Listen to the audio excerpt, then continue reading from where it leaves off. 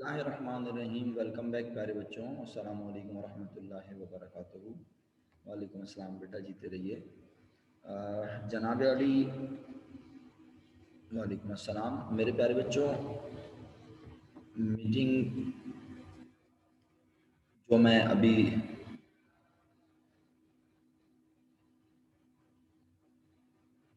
वालेकुम अस्सलाम, जीते रहिए। अभी अभी जो मीटिंग का मैं सुनकर आया हूँ, चीज़ें मीटिंग में मुझे पता चली हैं, वो मैं आपसे इंशाल्लाह, अभी आपके कुछ क्लासमेट्स जो हैं वो या तो नाश्ता करने बाहर चले गए या फिर वो मेरा ख्याल है कुछ आराम फरमा रहे होंगे, नाश्ता करके थक गए होंगे। काफ़ी मेहनत का काम किया उन्होंने, इस भरी जवानी में नाश्ता खा लिया, तो वो बेचारे आराम फरमा रहे होंगे। जैसे ही उनका आराम पूरा होता है और वो क्लास में तशरीफ़ लाते हैं, हम कुछ इम्पोर्टेंट अनाउंसमेंट कर देंगे इंशाअल्लाह। आवाज़ हल्की है, इंशाअल्लाह आवाज़ भी तेज़ हो जाएगी और मामलात में भी बेहतरी आ जाएगी इंशाअल्लाह। ठीक है मेरा बेटा, आवाज़ मुनासिब हो गई? चले, शुक्रिया। महक, अब आवाज़ सही आ रही है? चलें। तो मेरे प्यारे बच्चों, फाइनली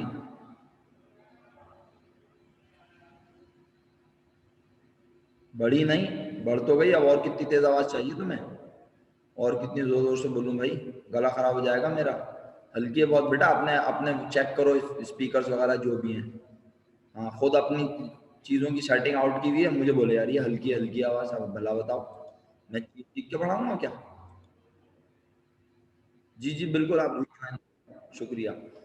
बेहतरीन आवाज़ आ रही है लोगों को, परफेक्ट। अच्छा जी। तो मेरे प्यारे बच्चों, हमने लास्ट पॉइंट पढ़ा, पॉइंट नंबर 16।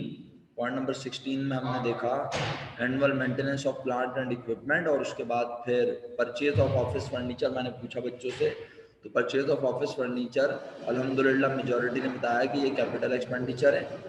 कुछ बच्चों ने मिस्टेकनली इसके बारे में गलत प्रिडिक्शन की, लेकिन फिर बाद में पता चल गया कि नहीं, ये कैपिटल एक्सपेंडिचर है। पॉइंट नंबर 18 के बारे में मैंने पूछा ही था, फिर क्लास खत्म हो गई हमारी। तो बताइए, 3 year fire insurance for fire risk, क्या कहेंगे आप इसे?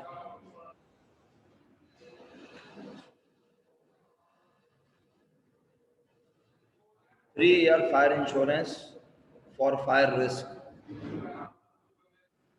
जनाब अली क्या कहेंगे आप इसे? अयान अली साहब, आपका माइक कनेक्ट नहीं हुआ हुआ। Ayaan, can you hear me please?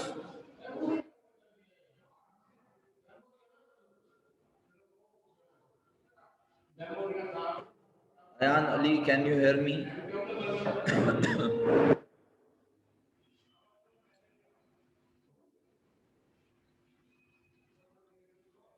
Ayaan Ali साहब जो है मेरा ख्याल है मुझे सुन नहीं रहे, अब सुन रहे हैं। उनका माइक कनेक्ट ही नहीं था। अयान अली साहब, आपने मीटिंग ज्वाइन कर ली थी लेकिन माइक कनेक्ट नहीं किया हुआ था। अच्छा जी।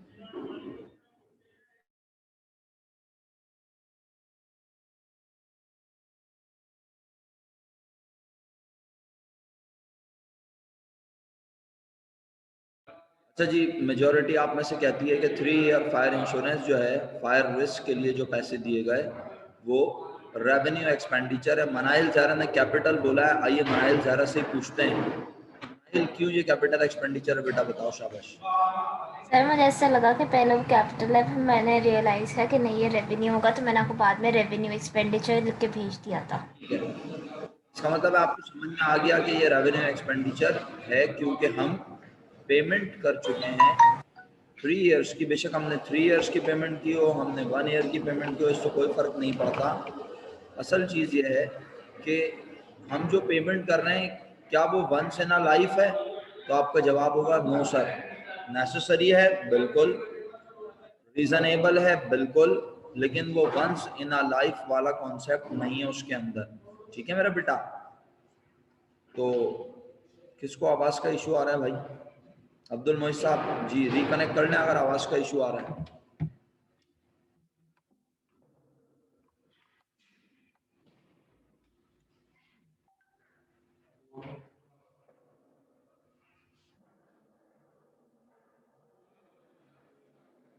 तो मेरे बच्चों,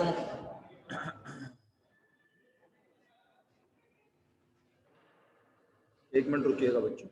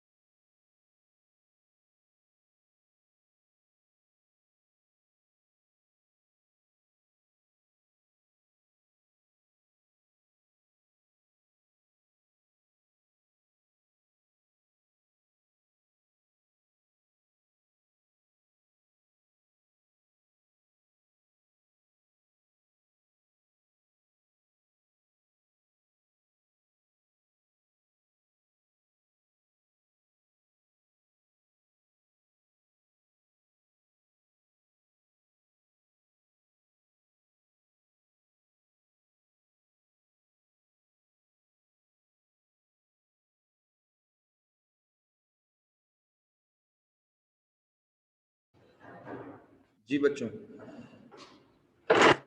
फरजान की मदर की कॉल थी तो मुझे लगा कि फरजान को इशू हो रहा होगा क्लास ज्वाइन करने में, इसीलिए मैंने जो है थोड़ी देर रोक ली थी क्लास। अच्छा बहरहाल, अब मेरी बात सुनो बच्चों इत्मीनान से।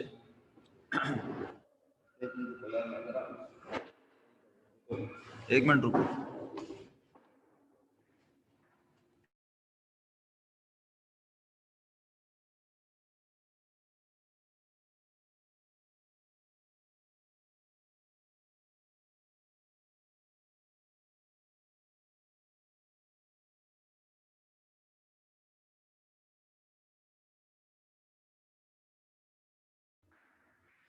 अच्छा तो अब्दुल मोइस साहब आ रहे हैं क्लास में।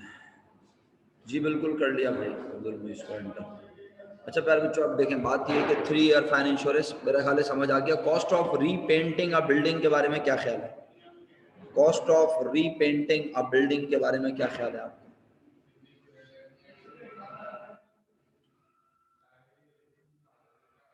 शाज, हमना, रिजा, नहीं रिजा नहीं, शाज, हमना, शाज हैं और हमना, दो बच्चे हैं। ओके शाज अनम्यूट करो बेटा। जी सर, अस्सलाम वालेकुम सर। वालेकुम सलाम बेटा, जीते रहो। कैसे हो, खैरियत से हो? जी सर मैं ठीक सर, आप कैसे हैं? अल्हम्दुलिल्लाह। शाज बेटा एक काम ये है कि आपने ये बताना है कि ये cost of repainting a building capital expenditure कैसे है? सर ये कैपिटल एक्सपेंडिचर इसलिए सर, अगर यानी अगर बिल्डिंग को पेंट करते हैं तो इसकी वैल्यू बढ़ जाएगी, और वैल्यू बढ़ जाएगी तो फिर मतलब यानी कि अर्निंग कैपेसिटी बढ़ गई ना, मतलब कॉस्ट बढ़ गई बिल्डिंग की सर।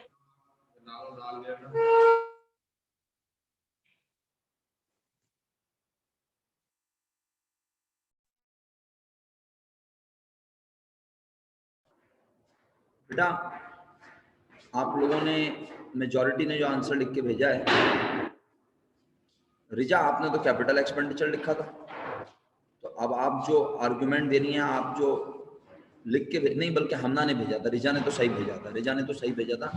हमना ने लिखा था अट्रैक्टिंग लोग अच्छे पेंटेड बिल्डिंग देख के। अच्छा ठीक है मेरा बेटा, मासूम मासूम से बच्चे हैं, मासूम मासूम से जवाब हैं आपके, सही है बेटा। गाड़ी का कलर देख के मुतासर नहीं होते सिर्फ मेरा बच्चा, सही है। हाँ सिर्फ गाड़ी का कलर देख के मुतासर नहीं होते, इसी तरह इंसान का कलर देख के भी मुतासर नहीं होना चाहिए। अजराह मजाक कह दिया मैंने। उम्मीद करता हूँ बात समझ में आ गई, बड़ी गहरी बात है।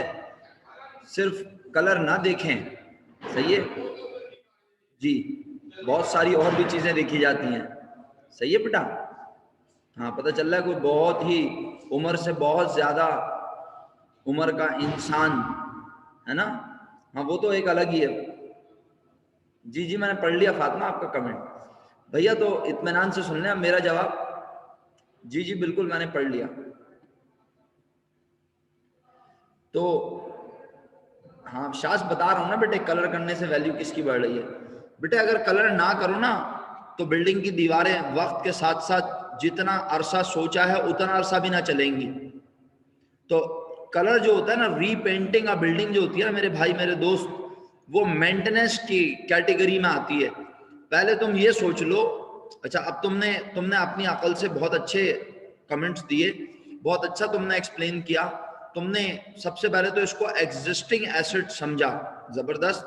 रीपेंट तो उसी चीज को करेंगे जो मेरे पास पहले से मौजूद हो, यानी जो पहले से पेंट हो चुकी हो। अब मैं किसी बिल्डिंग को रीपेंट कर रहा हूं तो भाई बिल्डिंग तो 2-2, 3-3, 4-4, 5-5 साल के बाद रीपेंट होती रहेगी। तो इसमें once in a life reasonable necessary वाले पॉइंट्स को तो देखना ही नहीं है। फिर क्या देखना है सर? हमें इसमें देखना है कि रीपेंट करने से लाइफ एफिशिएंसी कॉस्ट बढ़ेगी या नहीं। तो याद रखिएगा मोहम्मद मशहूद, तुमने भी कैपिटल बोला था बेटा, मुझे याद है, सही है। तो याद रखिएगा कि भाई बिल्डिंग की मेंटेनेंस के लिए कलर होता है, चाहे वो 1 साल बाद करें, चाहे वो 2 साल बाद करें, चाहे वो 3 साल बाद। जितना ज्यादा देर के बाद कलर करेंगे, कलर हटने के बाद दीवारें जो हैं वो खराब होना शुरू हो जाएंगी, ठीक है। तो कलर जो है वो मेंटेनेंस की कैटेगरी में आता है। कलर करने से बिल्डिंग की वैल्यू नहीं बढ़ती, ये आपकी गलत फहमी है। आप सोचते थे, लेकिन अब ऐसे मत सोचिएगा। याद रखें, कलर करने से वैल्यू नहीं बढ़ती, वरना सब लोग बगैर कलर हुए भी जगह खरीदते, उसको कलर करते और फिर महंगा करके बेच देते। ऐसा नहीं होता मेरा बेटा, सही है। बहुत सारे फैक्टर्स होते हैं जी, लेकिन बाद में समझ आ गया कि गलत। अच्छा जी, शुक्रिया। चले, शास भाई को भी समझ आ गया, शुक्रिया। आप सब लोगों ने कैपिटल रेवेन्यू एक्सपेंडिचर को पहचान लिया है। हमारे पास एक और कैटेगरी है, group these expenditure as capital और रेवेन्यू। ये खर्चे हैं कुछ, इनके नाम लिखे हुए हैं, आप इनको भी जरा ग्रुप बनाइए, कौन सा कैपिटल कौन सा रेवेन्यू। तो बताएं, सबसे पहला है सेल्स टैक्स। क्या ख्याल है जनाब? सेल्स टैक्स क्या ख्याल है आपका, कैपिटल या रेवेन्यू? अच्छा जी, अगर आप में से कोई मुझसे ये पूछ लेता कि सर सेल्स टैक्स होता क्या है, तो मैं उसको एक्सप्लेन कर देता, लेकिन आप सब तो जवाब देने पे तुले में रेवेन्यू एक्सपेंडिचर लिख के भेज दिया, और बहुत सारे लोगों ने तो लिख के ही नहीं भेजा। इसका मतलब है या तो वो मुझे सुन ही नहीं रहे, या वो मेरे साथ है ही नहीं क्लास में, या वो सोच रहे हैं। मैं नए सवाल पे आ चुका हूं, बी पार्ट में। ये एक्सपेंडिचर है, इनको कैपिटल और रेवेन्यू की सूरत में लिखना है, कौन से कैपिटल कौन से रेवेन्यू। अच्छा, आप एक काम ये करेंगे, मैं ये क्वेश्चन पोस्ट कर रहा हूं, कहां? गूगल क्लासरूम में। आपने एक पेज पर क्या हेडिंग डालनी है, कैपिटल एक्सपेंडिचर। सुन लें मेरी बात, लेफ्ट साइड पर और राइट पे हेडिंग डालनी है रेवेन्यू एक्सपेंडिचर। इसमें से हर वो नाम जो कैपिटल एक्सपेंडिचर है वो कैपिटल एक्सपेंडिचर वाली साइड पे लिख देना, और जो रेवेन्यू एक्सपेंडिचर है वो रेवेन्यू एक्सपेंडिचर वाली साइड पे लिख देना। 2 ग्रुप बना दो, सही है, स्टूडेंट्स के नहीं, इन एक्सपेंडिचर्स के, कैपिटल और रेवेन्यू। जो कैपिटल है उनको कैपिटल की हेडिंग के अंडर लिख देना, जो रेवेन्यू ने रेवेन्यू के हेडिंग के अंदर लिख देना। क्या सब बच्चों को मेरी बात समझ आ गई? यह आपका असाइनमेंट हो गया, अब आप इसको खुद देखेंगे, सही है। सेल्स टैक्स के बारे में थोड़ा सा बता देता हूँ, क्योंकि अगर बिस्मिल्लाह ही खराब हो गई ना तो फिर आमीन पे तो पता नहीं क्या होगा, बम पटाखे फट रहे होंगे। बेटे, सेल्स टैक्स याद रखिएगा, ये वो टैक्स होता है जो बेचने वाला नहीं बल्कि खरीदने वाला अदा करता है।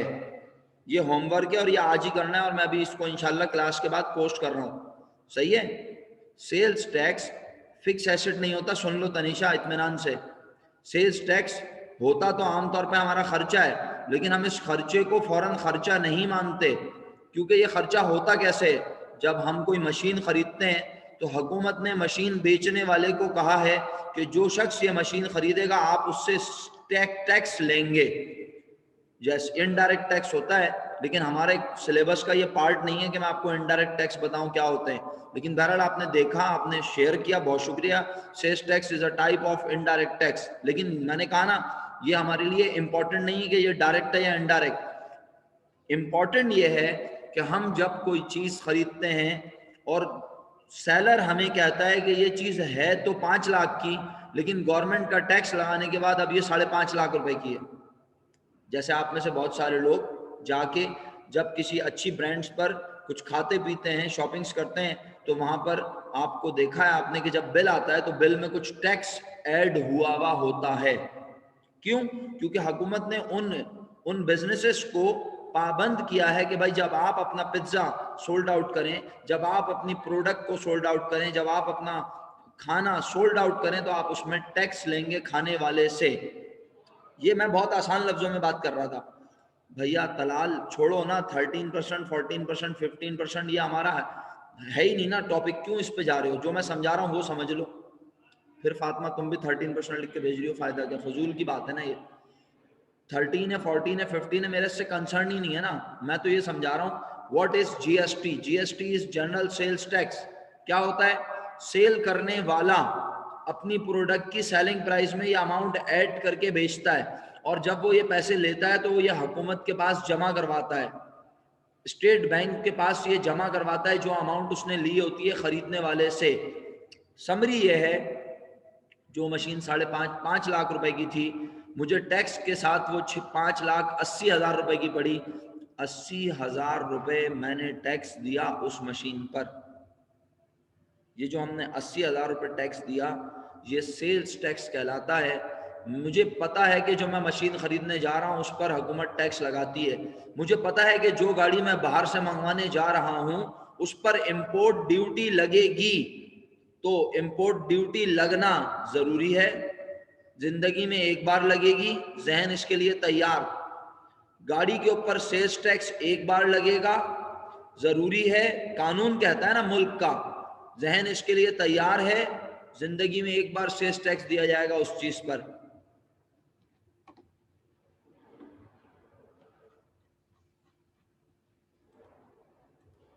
क्या आप लोगों को मेरी बात समझ आई? शुक्रिया आयशा। अभी हाँ मैंने ऐड कर दिया उन्हें, सही है, थैंक यू बताने के लिए। बच्चों उम्मीद करता हूँ आपने मेरी बात को बहुत ध्यान से, इत्मीनान से और अच्छे से सुना है, समझने वाले अंदाज में ना, मानने वाले अंदाज में नहीं, समझने वाले अंदाज में। तो मेरे प्यारे बच्चों, सेल्स टैक्स हमारी जो चीज़ हम खरीदते हैं उस चीज़ की ना सिर्फ कॉस्ट बढ़ा देता है, बल्कि सेल्स टैक्स अदा करना ज़रूरी है। जो चीज़ खरीद रहे हैं उस पर टैक्स एक बार अदा करेंगे और जहन उसके लिए तैयार है। सेल्स टैक्स हमारा कौन सा खर्चा, फाइनली शुक्र अल्हम्दुलिल्लाह, कैपिटल एक्सपेंडिचर। बाकी अब आप सोचना और सोच के फिर मुझे बताना, लिख के देना मुझे असाइनमेंट की शक्ल में। अच्छा जी, अब यहां से एक नया सिलसिला शुरू होता है। यहां से अब ये पॉइंट्स हैं आपके सामने, आप इन पॉइंट को पढ़ते जाएं और अपनी नोटबुक में लिखते जाएं कि which one is capital and which one is revenue, right. और आप जो है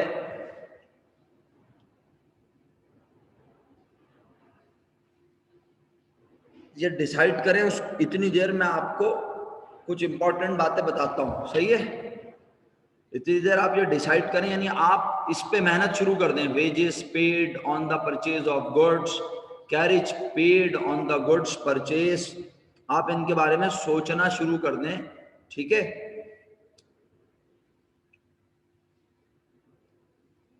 फिर मैं इंशाल्लाह समझाता हूं।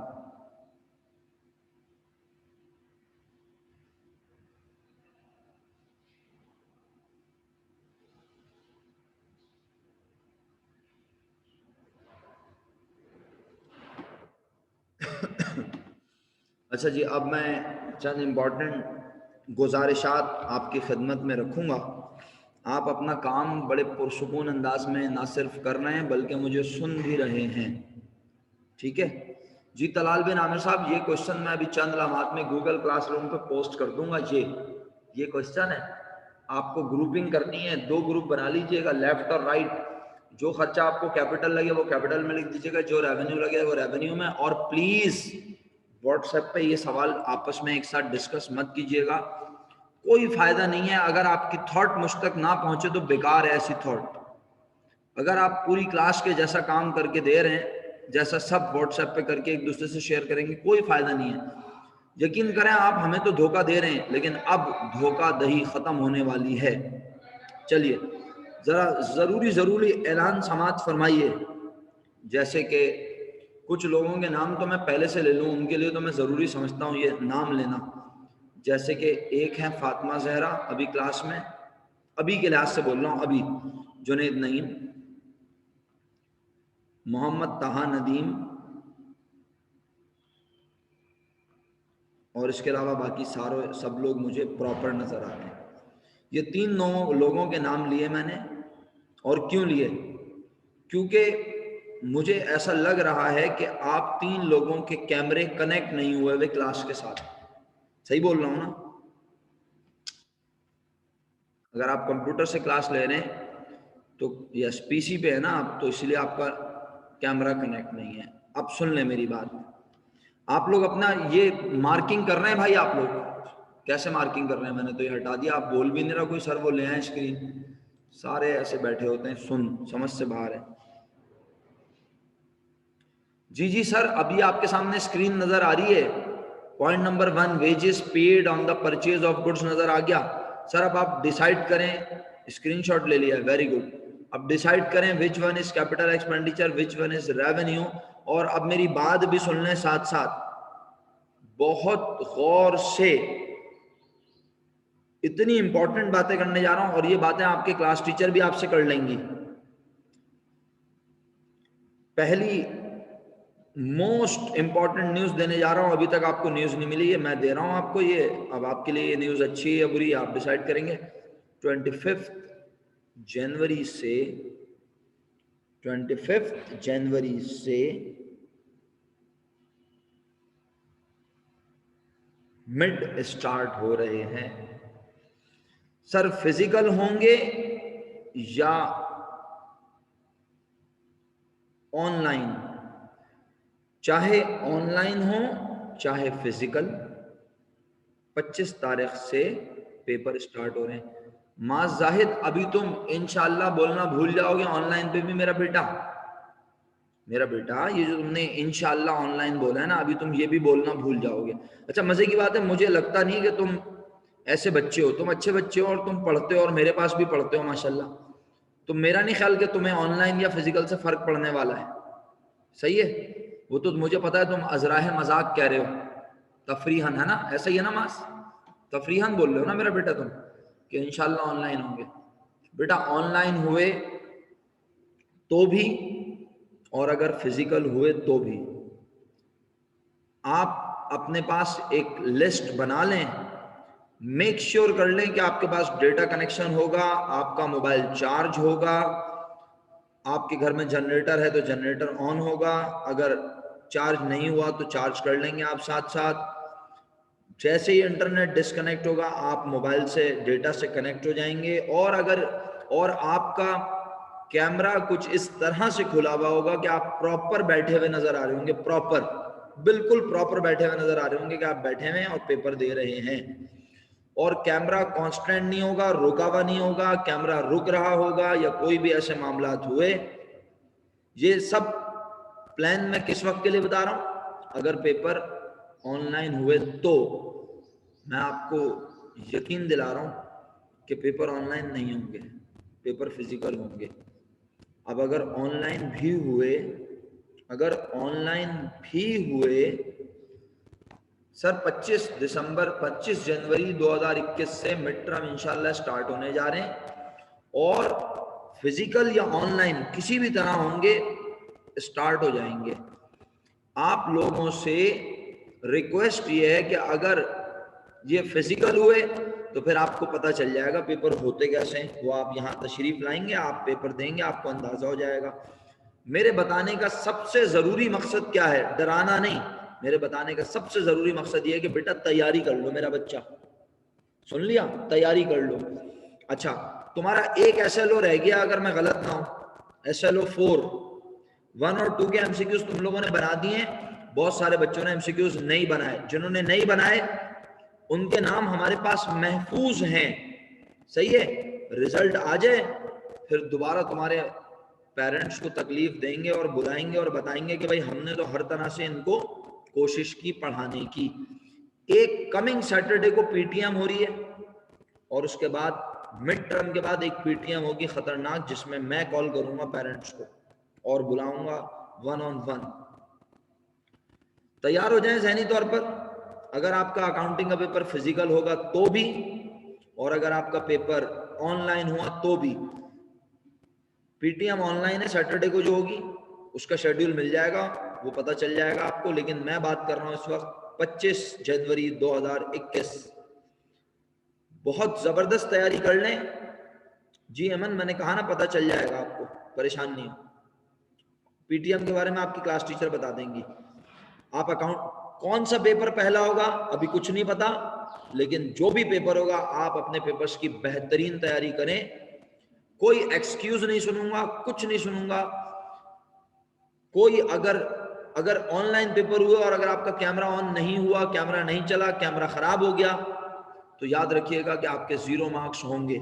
जैसे आप पेपर अगर वक्त पे सबमिट ना करें तो 0 मार्क्स होते हैं ना, ऐसे ही होंगे। सर अगर कैमरा ऑन द स्पॉट खराब हो जाए, 2 कैमरे होने चाहिए आपके पास, दूसरा कैमरा कनेक्ट करके आप उसे, अगर एक कैमरा खराब होता है आप दूसरा कैमरा जल्दी से कनेक्ट करें और शो करें कि जी हाँ कैमरा ऑन कर लिया दूसरा।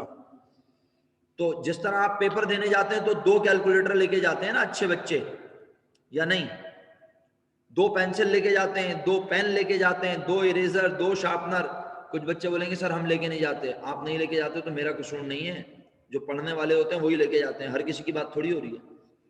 तो बेटा बस एक तो आप 25 तारीख के लिए अपनी तैयारी कर लें जबरदस्त किस्म की। मेरी तरफ से very very very very best of luck. मुझे आप सब पर भरोसा है, अल्लाह के हुक्म से आप अपना बेस्ट ऑफ द बेस्ट देंगे इंशाल्लाह। और रही बात तैयारी की, तो भाई SLO 4 रह गया है। अगर आप SLO 4 के MCQs बना लें इस एक हफ्ते में तो बड़ा अच्छा हो जाएगा। मैं मिड टर्म में बैठ के उन्हें ज़रा देख लूँगा मिड टर्म वाले दिनों में, और आप अपना पेपर्स देके जब फ्री हो जाएंगे तो फिर हम इंशाल्लाह उन MCQs की मदद से चीज़ें डिस्कस करेंगे। और हमारे पास बेहतरीन टाइम होगा मिड टर्म के बाद कि हम आपको अच्छे से अच्छे तरीके से प्रिपरेशन करवा दें। जो बच्चे वीक होंगे उनकी अच्छी प्रिपरेशन करवा देंगे, जो बिल्कुल वीक होंगे उन्हें घर भेज देंगे कि बेटा फिर आप ज़िंदगी में कोई और मामला अंजाम दें, आपके बस की बात नहीं है।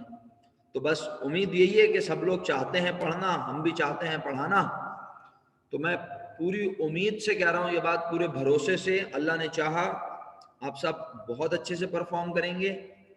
और SLO 4 के MCQs के लिए अली मोहम्मद साहब नहीं, बल्कि अली मोहम्मद साहब नहीं,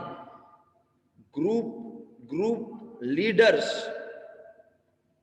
मुझे सजेस्ट करें कितने दिन होने चाहिए। SLO 4 पर हेड 5 MCQs, बहुत बड़ा है SLO 4, बहुत बड़ा है। पर हेड 5 MCQs, पर पर्सन पर स्टूडेंट 5 MCQs। ग्रुप लीडर्स जो हैं वो मुझे बताएं प्लीज। ग्रुप डायरेक्टर नहीं बोल रहा हूं, ग्रुप लीडर्स बोल रहा हूं। अच्छा जी, चलें जी, ओके। कोई बच्चा कह रहा है 5 दिन, कोई कह रहा है 6 दिन, कोई कह रहा है 7 दिन, कोई कह रहा है 1 वीक, यानी 7 दिन। भाई एक दिन में अगर एक MCQ निकाला किसी लाइन को पढ़ के, सुन रहे हैं आप मेरी बात? आप MCQ निकालते कैसे हैं, आप MCQ बनाते कैसे हैं? अगर आप बना बनाया MCQ लेके उसको शफल कर देते हैं, आप उसको घुमा देते हैं, तो ये भी एक अंदाज है। लेकिन अगर आप MCQ बनाने के लिए SLO का किसी पॉइंट को पढ़ते हैं और सोचते हैं इससे ये MCQ बन सकता है, इससे ये MCQ बन सकता है, यहां वो ये चीज पूछ सकता है। इनकम स्टेटमेंट बनवाया है मैंने आपको, खुद बनाना पड़ता है ना दिमाग से। यस, मैंने इनकम स्टेटमेंट बनाया है। अब वो इनकम स्टेटमेंट का डेटा दे दे और बोले प्रॉफिट बताओ कितना है, ग्रॉस नेट प्रॉफिट कितना है, ऑपरेटिंग एक्सपेंस कितने हैं, कॉस्ट ऑफ गुड्स सोल्ड कितनी है, बैलेंस शीट में करंट एसेट कितने हैं। सुन रहे हैं आप मेरी बातें? क्लोजिंग एंट्री से प्रॉफिट कितना आएगा, क्लोजिंग एंट्री की चीजें दी हुई हों, तो इसका मतलब है MCQs उन तमाम चीजों से बन सकते हैं जो आपने पढ़ी हैं।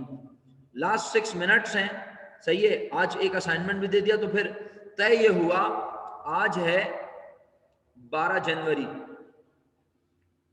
18 जनवरी सही है, या 19 जनवरी, जैसे आप बोलें। बोलिए जनाब।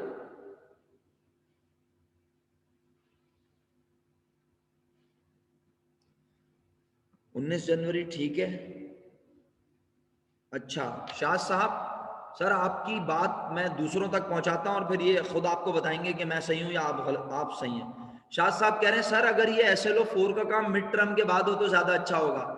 क्या मिड टर्म में ये SLO 4 नहीं आ रहा शाह साहब? सर फरमाइएगा जरा क्या कहते हैं आप इस बारे में शाह साहब। ये SLO 4 का काम मिड टर्म के बाद हो आप ये कह रहे हैं, तो मिड टर्म में SLO 4 नहीं आएगा? आपकी प्रिपरेशन कितनी है SLO 4 की? इतनी जोर से गिरेंगे ना आप, दिमाग ठीक हो जाएगा आपका। 25 23 24 25 MCQs हैं इसके। कौन सी दुनिया में हो शास? क्या करोगे पेपर में? मिड टर्म का पेपर तो देखना, फिर तुम्हारी आंखें खुली की खुली रह जाएंगी। पूछूंगा तुमसे पेपर देके जब तुम निकलोगे बाहर, मिलने आऊंगा मैं क्लास में तुमसे खुद। कौन सी दुनिया में हो भाई? होश में आ जाओ। ये एक हफ्ता जो है ना अकाउंटिंग के SLO 4 की तैयारी कर लो जी। शुक्रिया। और अगर तुम लोग नहीं बनाना चाहते MCQs तो फिर ग्रुप अपने अपने ग्रुप मेंबर्स को, अपने अपने ग्रुप लीडर्स को बता दो, सही है मैं मिड टर्म के बाद रख लेता हूं एक्टिविटी। आप नहीं करना चाहते एक्टिविटी तो भी आप बता दें। क्यों? ये करने से तो आपका फायदा हो रहा है भाई। आप दिमाग चलाएंगे, आप सोचेंगे कि यार यहाँ से ये MCQ बन सकता है, और 5 तो आप मुझे भेज रहे हैं, आप 15 20 25 सोचते हैं दिमाग में। असल बात तो यही है ना, हकीकत। फातिमा क्या ख्याल है? मशहूद साहब, अरीबा, अली मोहम्मद, क्या सही कह रहा हूं मैं? जब आप MCQ बनाने बैठते हैं तो क्या आप एक ही MCQ बना के बस लिख देते हैं? भाई आप एक सोचते हैं, दूसरा सोचते हैं, तीसरा सोचते हैं, आपको जो अच्छा लगता है वो वाला आप लिखते हैं। तो आपके दिमाग में तो पता नहीं कितने MCQ आ रहे होते हैं भाई। और कुछ MCQs आप किताब से पढ़ रहे होते हैं, पास पेपर से पढ़ रहे होते हैं। पास पेपर्स में आप MCQ देखते हैं ऐसे, अच्छा आप उसे ट्विस्ट करते हैं, तो भाई ये तो आपकी प्रैक्टिस हो जाएगी। क्या हो गया आपको जी? तो ये बेवकूफ़ी ना करें शाह साहब, ठीक है? इसको कर लें इस हफ्ते, आपकी तैयारी हो जाएगी। बाकी आपकी मर्जी है, आप नहीं करेंगे तो मैं आपको डांटूंगा नहीं।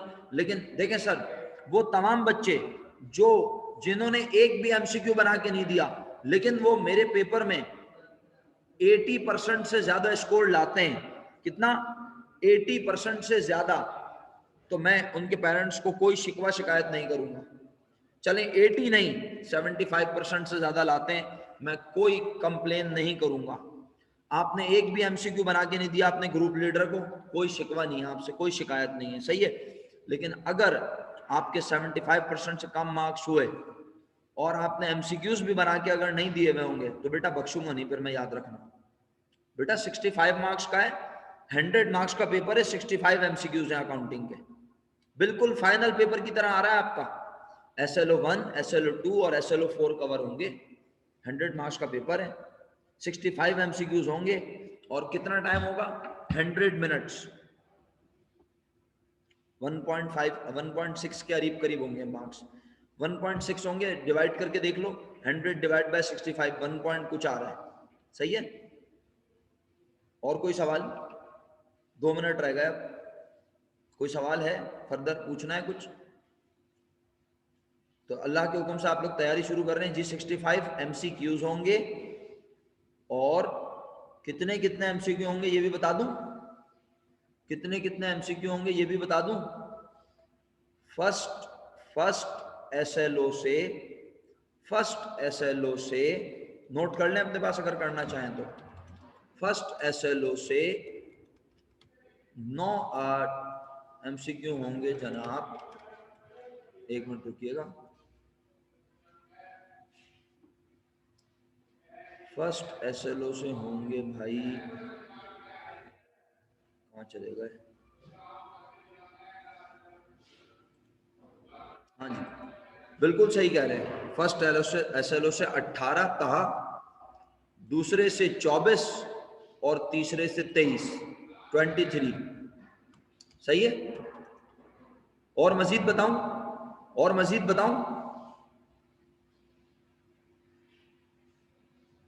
18 होंगे फर्स्ट SLO से, 24 होंगे सेकंड SLO से, और 23 होंगे थर्ड SLO से। मजीद बताऊं? नॉलेज बेस फर्स्ट एसएलओ से 3 एमसीक्यू हैं, अंडरस्टैंडिंग के 13 है और एप्लीकेशन के 2। 5 एमसीक्यू होंगे नॉलेज के सेकंड एसएलओ से, 11 5 होंगे नॉलेज के, 11 होंगे अंडरस्टैंडिंग के, 9 होंगे एप्लीकेशन के, 24 होगा एसएलओ 2। 23 एमसीक्यू जो एसएलओ 4 से होंगे उसमें 4 एमसीक्यूज होंगे नॉलेज बेस, 6 होंगे अंडरस्टैंडिंग और 13 होंगे एप्लीकेशन बेसिस, यानी सबसे ज्यादा एप्लीकेशन बेसिस एमसीक्यूज आएंगे आपके एसएलओ 4 में। समझ रहे हो? तो उसके अंदर तुम्हें income statement, balance sheet, closing, reversing, worksheet, जितनी चीजें बनानी सिखाई हैं सब पे बेहतरीन कमांड बना लेना, कंप्यूटेशंस पे कमांड बना लेना, आला कंप्यूटर